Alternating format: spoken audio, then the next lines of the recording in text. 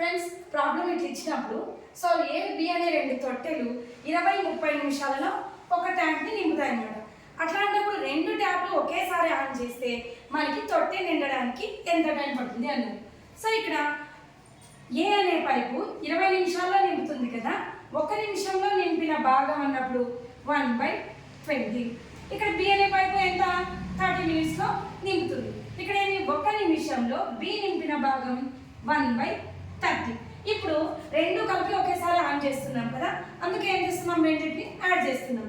కాబట్టి 1 నిమిషంలో A B ఈ రెండు పైపులు కలిసి నింపే భాగం అన్నప్పుడు 1/20 ప్లస్ 1/30.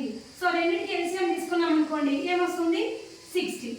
23 జా 60, 3 1 జా 3 ప్లస్ 32 జా 60, 2 1 is 2 is equal to 5/60. So 5 తో క్యాన్సిల్ చేస్తే 5 1 is 5, 5 12 1/12. అంటే ఏమి ఏ ప్లస్ బి రెండు పైపులు కలిసి 1 నిమిషంలో నింపే భాగం ఎంత 1/12.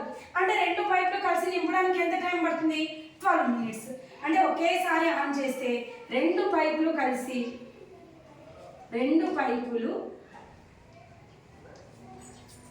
ట్యాంక్ను 12 నిమిషాలలో నింపుతుంది. సో మన ట్యాంక్స్ ఎంత 12 మినిట్స్. కానీ మనకి ఎగ్జామ్స్లో కాంపిటేటివ్ ఎగ్జామ్స్లో ఇంత లెంతీ ప్రాసెస్ చేయాలంటే టైం వేస్ట్ అవుతుంది. కాబట్టి ఒక చిన్న షార్ట్కట్ మెథడ్ చూద్దాం. ఇక్కడ ఏమి ఏ అనే పైపు 20 మినిట్స్లో నింపుతుంది కదా, దీన్ని ఎక్స్ అనుకుందాం. బి అనే పైపు 30 మినిట్స్లో నింపుతుంది కదా, దీన్ని వై అనుకుందాం. ఇప్పుడు ఫార్ములా ఏమంటే A plus B is equal to X Y by X plus Y. So X Y ఎంత 20 into 30 by 20 plus 30. So 600/50. 0 0 5 1s 5 12s. A plus B ఎంత 12 మినిట్స్ వస్తుంది. సో ఇట్లా కూడా మనం చేయొచ్చు.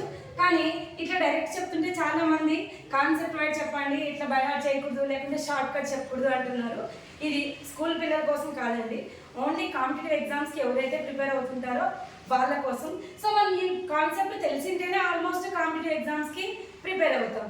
కాబట్టి ఇట్లా కాన్సెప్ట్ అంతా కూడా మనం చేసుకుంటూ పోవాలంటే 1 మినిట్కి 2-3 మినిట్స్ పడుతుంది. అదే ఈ షార్ట్ కట్ ఫాలో అయినామనుకోండి మనకి టైం సేవ్ అవుతుంది. అందుకే ఆ షార్ట్ కట్ అండి. ఓన్లీ అది కాంపిటేటివ్ ఎగ్జామ్స్కి మాత్రమే, కానీ పిల్లలకు చెప్పడానికి అయితే కాదు. Okay friends.